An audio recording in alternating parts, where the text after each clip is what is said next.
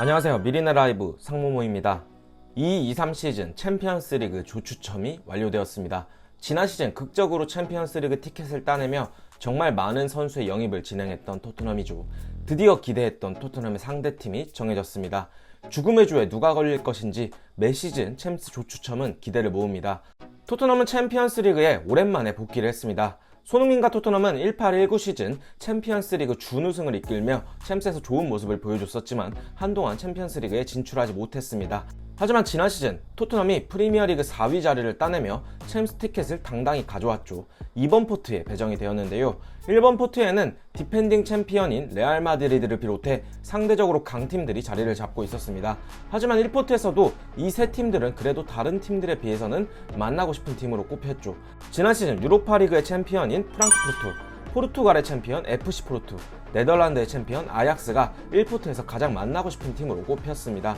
이번 포트에도 상당히 강팀들이 많이 자리를 잡고 있었습니다.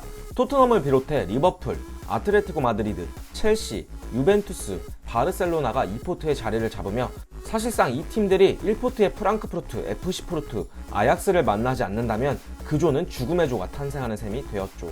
그리고 실제로 조 추첨 결과 C조가 죽음의 조로 손꼽혔습니다. C조에는 바이에른 뮌헨과 함께 바르셀로나, 그리고 인테르, 빅토리아 풀젠이 위치하면서 바르셀로나와 인테르, 바이에른 뮌헨 3개의 강팀이 모두 한 조에 모이는 결과를 가져왔습니다.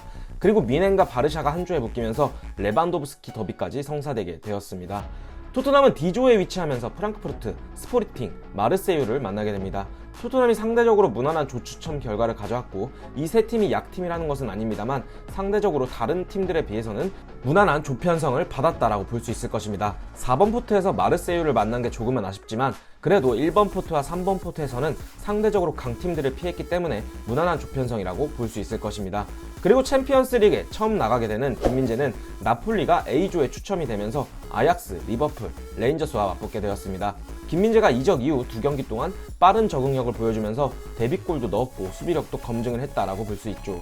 김민재가 챔피언스 리그 무대를 처음 밟고 A조에서 리버풀이라는 강팀이 있기 때문에 김민재에게는 챔피언스 리그가 자신을 추가로 검증할 수 있는 기회라고 여겨집니다. 자, 그럼 이번 시즌 챔피언스 리그 조편성이 마무리된 시점에서 호날두와 손흥민이 챔스에서 격돌한다는 이야기는 무슨 이야기일까요? 호날두의 맨유는 챔피언스 리그 진출 티켓을 따내지 못했는데 말이죠. 영국 매체 컷 오프 사이드는 호날두가 친정팀 스포르팅으로 이적하기 직전 상태다. 본격적으로 공식 발표를 준비할 예정이며 거래는 이미 99% 완료됐다라고 속보를 전했습니다. 호날두는 지난 시즌 맨유의 부진과 챔스 진출 탈락 이후로 줄곧 셀프 이적을 추진해왔습니다. 하지만 팀의 분위기를 해칠 수 있고 나이도 꽤나 있는 호날두를 원하는 팀은 거의 없었습니다. 그리고 셀프 이적을 추진했기 때문에 맨유 구단과의 이야기가 된 것도 아니었죠. 호날두는 지난 시즌이 끝나자마자 맨유를 떠나겠다라고 선언을 했고 이번 시즌 챔스에 진출하지 못하는 문제를 공공연하게 불만으로 드러냈습니다. 테나흐 감독이 새로 부임한 맨유도 호날두에게 이적 불가 선언을 하면서 이적은 무산되는 쪽으로 가닥이 잡혔고 프리미어리그 개막 이후 호날두는 3경기에 모두 경기에 나섰습니다. 하지만 슈퍼스타 호날두가 팀의 조직력과 분위기를 와해시킨다고 판단해 맨유는 호날두의 방출을 결정했다라는 소식이 전해졌습니다.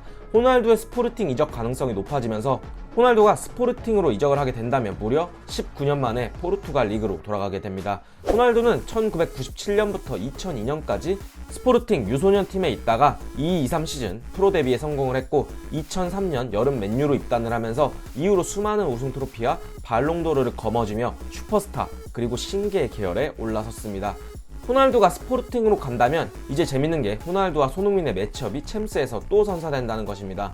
오늘 조추첨 발표로 토트넘이 스포르팅과 한 조에 묶였고 토트넘이 스포르팅을 만난 게 상대적으로 수월한 조편성이라는 평가를 받고 있는 현 시점에서 호날두가 스포르팅에 합류하게 된다면 상황이 또 달라질 수 있을 것입니다. 손흥민의 대한민국은 호날두의 포르투갈과도 월드컵 조별 예선에 한 조에 묶여 있습니다. 운명의 장난일까요? 어찌 보면 월드컵에서는 손흥민이 상대적으로 약팀에 속해 있다라고 본다면 챔스에서는 스포르팅보단 토트넘이 한 수 위라고 판단이 되기 때문에 이 두 매치업에서 어떤 결과를 가져올 수 있을 것인지 손흥민 선수의 활약을 기대하도록 하겠습니다. 토트넘의 무난한 16강 안착을 기대하면서 이번 영상 마치도록 하겠습니다. 영상 끝까지 시청해주셔서 감사드립니다. 오늘 저희 영상이 괜찮으셨다면 구독과 좋아요, 알람 설정 부탁드리면서 영상 마치도록 하겠습니다. 감사합니다.